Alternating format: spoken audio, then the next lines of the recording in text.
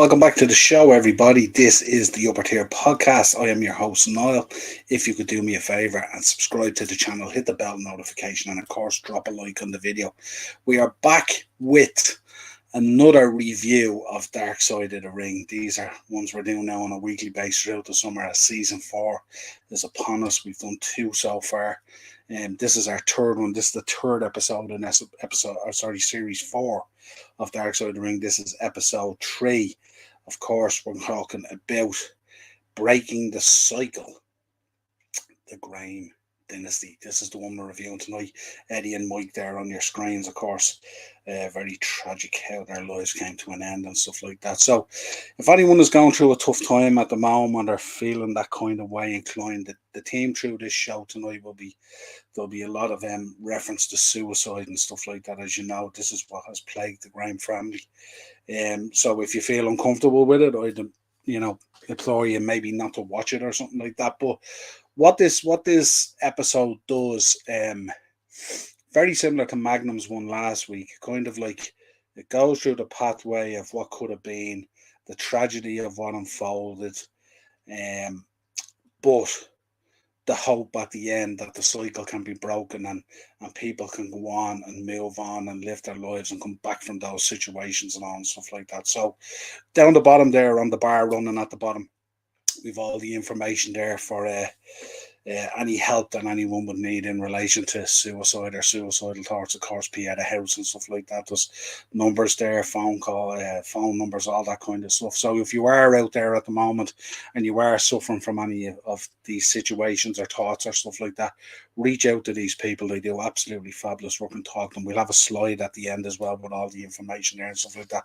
Don't be scared to talk to someone about these things if this thing can be avoided at all costs, because it's not only the effect it has on the person who carries out the act, of course, it's the legacy that they leave and the baggage that everyone around them that loved them has to carry for the rest of their lives as well.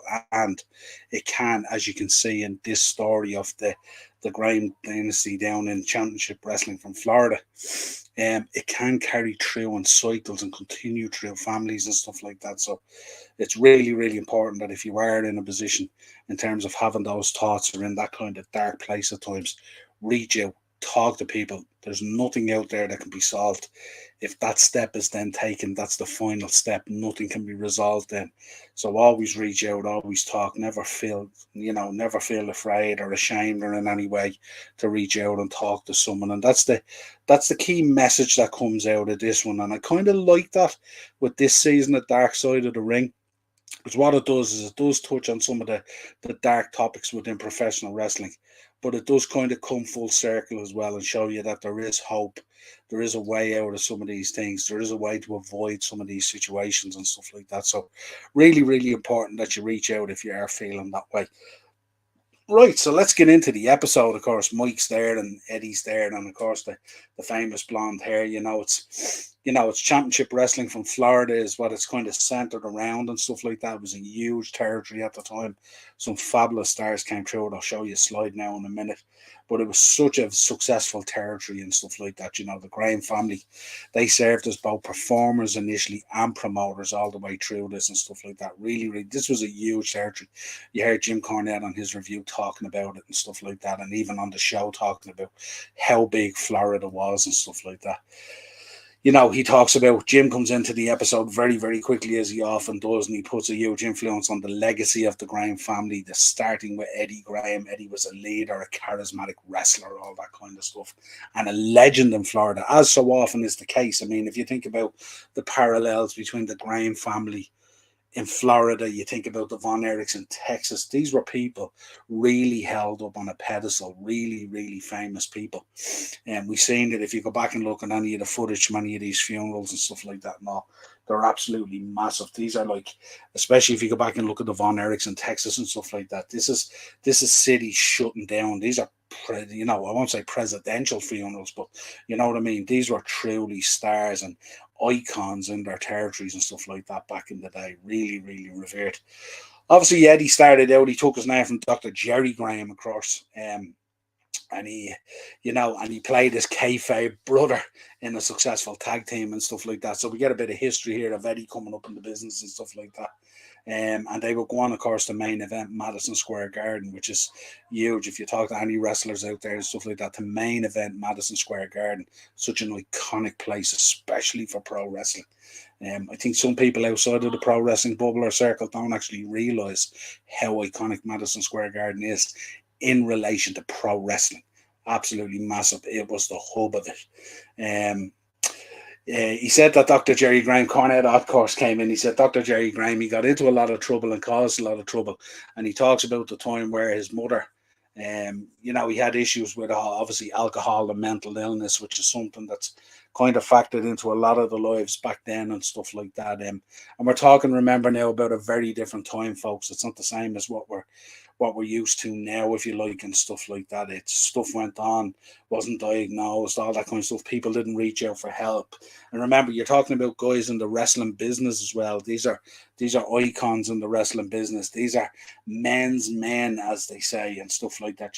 They're not going to be reaching out to, have a sit down heart to heart and chat about their issues. They can't seem to be shown that kind of weakness and all that kind. And especially in this territory was a real man's man territory and stuff like that. And we'll talk a little bit later about Mikey and how Mikey came up. Eddie's son Mike, and the expectation that was put on him to be a proper hard bastard, if you like, and stuff like that. Was part of the problem. But he went in. His mother had died in hospital. Dr. Jerry, his mother had died in hospital, and they talk about how he went in with a shotgun and he was shooting at the doctors. He had totally lost it, and he was wheeling the mother out on one of the gurneys and all this kind of stuff. Absolute crazy stuff. But with that, Eddie Graham left the team with Dr. Jerry, and he moved on to Florida, eventually taking over the territory. Basically, he was the main man, and you can tell how big this Florida territory was, and you can tell how revered Eddie was as well, because he became the NWA president twice, which is a huge feat for anyone. If you remember back in the day, the NWA had a huge council across all these territories and stuff like that. We've spoken about it a number of times in terms of the NWA council on different shows, and how, like, even getting the go ahead. Just 1 second there. Even getting the go ahead to change titles or do any of that stuff, was absolutely huge. The mascots have just come in. You're all right, yeah? You all right? Stay down there now and be quiet. Come on, sit. But yeah, it was absolutely huge in that territory and stuff like that, So Eddie came in, he took it over, So he was obviously highly regarded as well, to be voted in as the president of the NWA twice as well, Absolutely massive and stuff like that. Then we get to see Kevin Sullivan, of course. And Kevin Sullivan noted Eddie was involved in everything. Some of these activities brought him trouble, including some potentially shady business activities. Now, listen, when you're operating in a pro wrestling promotion, and back then it was like the territory system was kind of like the Wild West, if you like, for professional wrestling. And if you're doing really, really good, there's plenty of money coming into the territory and stuff like that. Of course, you're going to mingle with people maybe that turn your head a certain way in terms of investing in things that you wouldn't normally invest in, potentially in certain business activities. Once there's cash flowing around and stuff like that, just attracts itself to that kind of thing, He said he also developed a serious problem with alcohol as his England career ended. He said his star faded from the public. He personally changed. His alcoholism got worse, and he eventually ended his own life, Eddie Graham.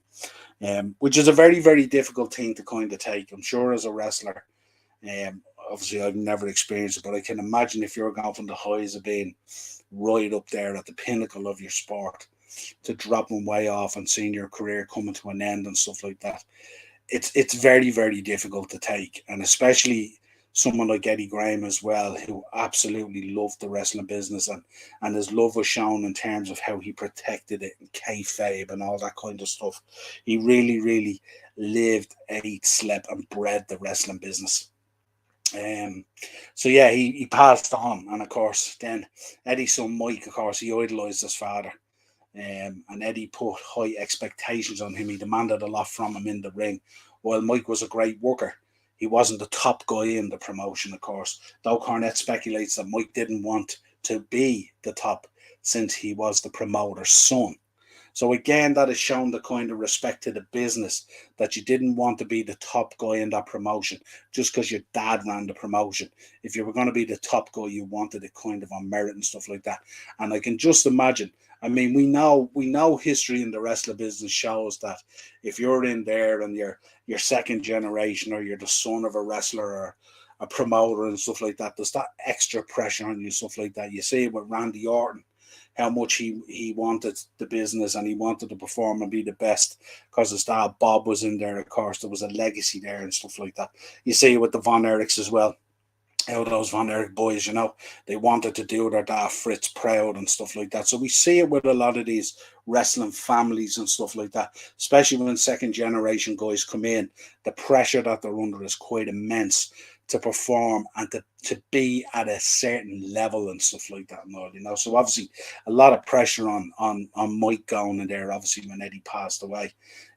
After Eddie's death, of course, Mike stepped into the breach and he took over the territory. And it's a difficult time as well, if you think about it, because you're talking about then a time in the territory system where it was starting to fade. Vince had kind of started his expansion plan. The Crockett's were, heavily in the Carolinas and stuff like that and all. And, they were spreading their wings. They were soaking up the talent. WWF was bringing in the talent and stuff like that. So it was really, really difficult then for these territories to hold their own at that time in wrestling as the business evolved into becoming like a kind of a global business rather than a segmented territory business. So we hear that and stuff like that, and that the territories obviously started to die off, obviously, and stuff. Ian's in the comments. Ian, how are you, my friend? Good to see you there, mate. Just going through another Dark Side of the Ring review. Love doing these every week. They're tough, but again, well worth doing and stuff like that. So just before we go on to the next stuff, and we know that Mike, of course, went into WCW in there as well and had a career in WCW and stuff like that, but of course struggled. But before we go into that, I just want to reflect on some of the people that went through Championship Wrestling from Florida. And if you look at the slide there, of course, we have the voice of wrestling, the most unique voice, you would ever hear when we talk about Howard Finkel and Mean Gene and all these guys, Bob Coggle and all these guys. Gordon Soley stands out there as well. We talk about JR, talk about Jerry the King Lawler, all these guys, but Gordon Soley really was the voice down there in Championship Wrestling from Florida. But look at the other guys that came in there. Look, Jack and Jerry Briscoe, Boris Malenko, Hiro Matsuda, Mike and Eddie Graham, of course, Kevin Sullivan, and the Texas Outlaws, Dick Murdoch and Dusty Rhodes. This is the level of talent that was going through this territory at the time. The absolute creme de la creme that hadn't been soaked up by WWF and was still heavily moving around that territory system from place to place and stuff. A lot of these guys, as you can imagine, ended up going into Crockett Promotions and stuff like that. We don't need to explain Dick Murdoch, Dusty Rhodes, these guys, Kevin Sullivan, the Briscoes and stuff like that. Hiro Matsuda, of course. These are legends of this game and stuff like that. Appreciate it, He has us up on the flat screen. We're on the big telly tonight. Really appreciate that, Ian. Hope you're enjoying this. But this is the level of talent that was going through at that time, But of course, it was difficult for Mike as well. Mike taking over the territory would have been would have been a huge step for him and stuff like that, But he unfortunately, Mike followed his father into wrestling, but he also had many of his negative tendencies as well. And, we often coined the phrase, the apple doesn't fall far from the tree. Well, in the case of the Graham family, that's exactly, the apple does not fall far from the tree and stuff like that, and he had those tendencies where, he bottled up his feelings. Again, this is what's bred into you in these old territories, that you have to be a man, you have to be hard, you have to man up, you can't talk about your problems, all that kind of stuff, You have to bottle that up. And eventually what happens is if you bottle that up and you have a tendency towards these thoughts and stuff like that and all, sometimes they can overpower you and it ends up in this kind of tragedy and stuff like that, with tragic consequence, of course. Just like Eddie bottled up his feelings, Mike did the same, and he also struggled with alcohol. We know back then in that territory system and at that time in life as well, alcohol was a big part of the situation. pain medication was kind of used a little bit, but was really only sort of coming in. It hadn't really taken off. But certainly alcohol was the drug of choice in terms of, numbing the pain of the one, the business, and two, having to having to push out that kind of persona and stuff like that, and stuff where you might have a lot of stuff going on, of course. Mike's son Stephen as well obviously had his own issues as well, and it resulted in him dying by suicide. And of course, Mike kind of never got over that. Who would ever get over the suicide of their child and stuff like that? Was absolutely heartbreaking. This was 2010, and no one in the episode kind of comes forward and can understand why and stuff like that. And when do we ever know? And I mean, most of us out there, unless you're the kind of lucky ones who have gone through life and haven't been touched by this situation in some shape, format, or something like that, in terms of relations or cousins or friends or close friends or neighbours or people in your local town or whatever it is, stuff like that. At some stage, we've all been touched by these issues and stuff like that, and again, we all have our struggles at times, and we all, sometimes, these thoughts might come over you and stuff like that. But as I said earlier in the show and stuff like that, always reach out, always talk, always make the call. The information's down there on the ticker bar as well. And we will have a slide at the end detailing all that kind of stuff as well, So Mike struggled, of course, with the death of his son, blaming himself and being very hard on himself for the deaths of both his father and his son. Very, very hard to take. We know the struggles that the Von Erichs went through as well. Such parallels between this situation,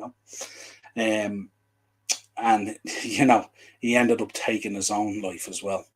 So we had a it's really, really tough. The family lived in a tragic cycle of pain and having to present yourself in a certain way, and dealing with alcohol, dealing with having a certain persona, dealing with the pressure of running such a successful territory, all those guys that were coming in, dealing with all those men on a daily, weekly basis, all that kind of stuff that you have to take in, and it also makes a point as well that actually Eddie's dad and his brother also committed suicide. So what we have here is I think we have 4 generations of 5 men all dead by suicide. So it's a really, really tough episode, But then we get Eddie's daughter coming on, Stephen's sister, Nicole. She comes on and she says to be on the right path to break the cycle with her daughter and stuff like that, this is where the episode kind of turns around. She seems a real cheerful girl who has it together and, has a kind of a plan and a pathway for, how she's going to break this cycle, break out of the Graham dynasty, and this pathway to, tragic ending. Seems very with it, very together with her life and stuff like that. But still, you can see in her as well what a strong woman she is. Still carries the baggage of all that kind of thing, and understands the pressure that both her dad and her granddad were under and stuff like that. And it goes back to all photographs, and it shows times of them going fishing, and her spending her time with her granddad Eddie, and of course time with her dad Mike, and all that kind of thing. And it's it paints a kind of a different picture. It brings the episode right back around full circle, if you like. And, she says that she has to focus on the brighter side of life and all that kind of stuff, positive thoughts and all that sort of stuff. Really, really important. But you see the emotion coming through when she goes back and visits one of the venues and stuff like that, and they have a kind of dare I say, I would call it a shrine because I'm such a wrestling fan. And it shows some of the clips and some of the newspaper cuttings and pictures and all that stuff from her granddad and her dad and stuff like that. So it's kind of a nice little place maybe to go to maybe jog your memory. But again, very emotional as well, as you can imagine, because it must be very tough for her to kind of carry that, certainly, very similar to what Kevin has to do with the legacy of the Von Erichs and stuff like that. The parallels is uncanny, really. So but yeah, you could really see that emotion coming through when she went to the what was it called? It was like an infirmary or something like that, where they used to run the shows, and they have this kind of this wall of, dare I say, a wall of fame, if you like, and stuff like that, showing all clips and pictures and matches and all that kind of stuff. So a nice little throwback to it.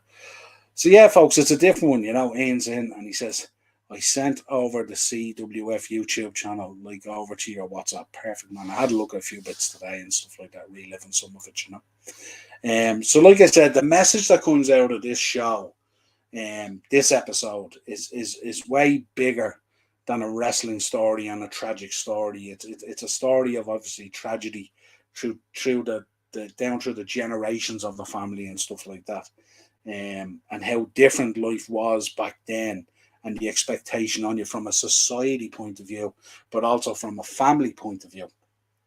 Um, Life is very different now in terms of how you can approach people. You can talk about issues. There's so many support stuff out there, and it's not frowned upon. It's not looked upon. It's everyone has their struggles, and everyone has different ways of dealing with it and stuff like that. So I would deplore you. The message coming out of this episode is, if you are going through something, if life is getting a bit overwhelming, go and talk to someone about it. There's so many different avenues, so many different places you can go. It doesn't have to end with that kind of a legacy. It can end on it can end and begin on a much brighter note, if you like, without ending. Full stop, if you like, and stuff like that. So my final slide is the one, I wanted to put this one up as well. So many faces on this, when you go through. Just look at the wrestlers on that slide that went through that territory. Absolutely incredible. They're the who's who of wrestling back then in the territory system, and they shaped the wrestling business right through the 80s, impacted it all the way through the 90s, and so many of their kids now carry that torch through the 2000s and stuff like that. These are what we call the forefathers of professional wrestling. Um, Wrestling at its finest, NWA, CWF tradition. Yeah, absolutely, absolutely. So what I would do is, I would suggest, if you can, go back, have a look. Has one there on YouTube, CWF YouTube channel and stuff like that. Go back and have a look at some of the stuff that was there. Some legendary stuff in there. Look at the Briscoes up there. Look at Dusty. All these great wrestlers. Kevin Sullivan and, superstars there. So many great wrestlers there. Andre the Giant, lads.